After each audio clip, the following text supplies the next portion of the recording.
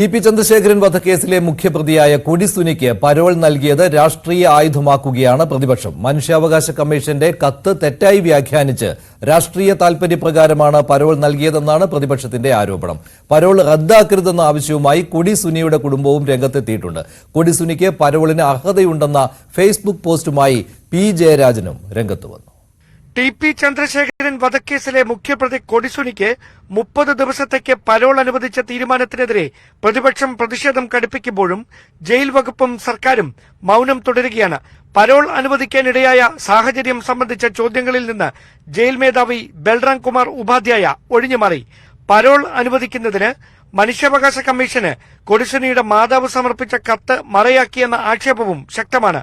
Parole അനുവദിക്കുന്നതിൽ jail അധികൃതരുടെ report പരിഗണിച്ച് സർക്കാരിന് തീരുമാനമെടുക്കാനുള്ള വിവേചനാധികാരമുണ്ടെന്നായിരുന്നു മനുഷ്യാവകാശ കമ്മീഷൻ ആഭ്യന്തര വകുപ്പിന് കൈമാറിയ കത്തിലെ പരാമർശം. ഇത് ദുർവ്യാഖ്യാനം ചെയ്യപ്പെട്ടതായാണ് വിമർശനം. അതേസമയം വിഷയം സഭയിൽ ഉന്നയിച്ച് സർക്കാരിനെ പ്രതിരോധത്തിലാക്കാനുള്ള നീക്കത്തിലാണ് കെ രമയും പ്രതിപക്ഷവും. മനുഷ്യാവകാശ കമ്മീഷൻ യഥാർത്ഥത്തിൽ ഇതിൽ ഇടപെട്ടിട്ടില്ല. അദ്ദേഹത്തിന്റെ കയ്യിൽ, ചെയർമാന്റെ കയ്യിൽ കിട്ടിയ ഒരു റിക്വസ്റ്റ് അദ്ദേഹം ഗവൺമെന്റിലേക്ക് ഫോർവേഡ് ചെയ്യുക മാത്രമാണ് ചെയ്തിരിക്കുന്നത്.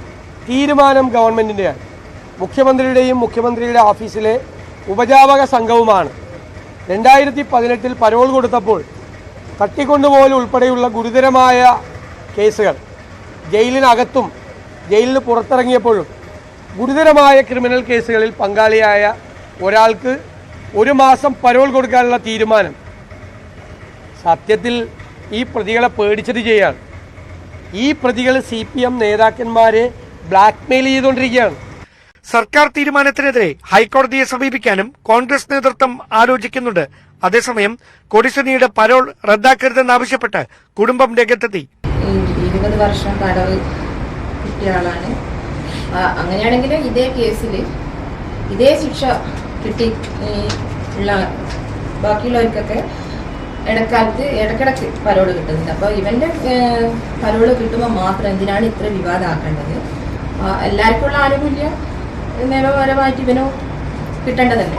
കൊടിസുനിക്ക് പരോൾ അനുവദിച്ചതിനെ ഫേസ്ബുക്ക് പോസ്റ്റിലൂടെ CPM നേതാവ് പി ജയരാജനും പിന്തുണ അറിയിച്ചു. സുനിക്ക് പരോളിന് അർഹതയുണ്ട്. കോവിഡ് സമയത്ത് പോലും കൊടിസുനിക്ക് പരോൾ ലഭിച്ചിരുന്നില്ല.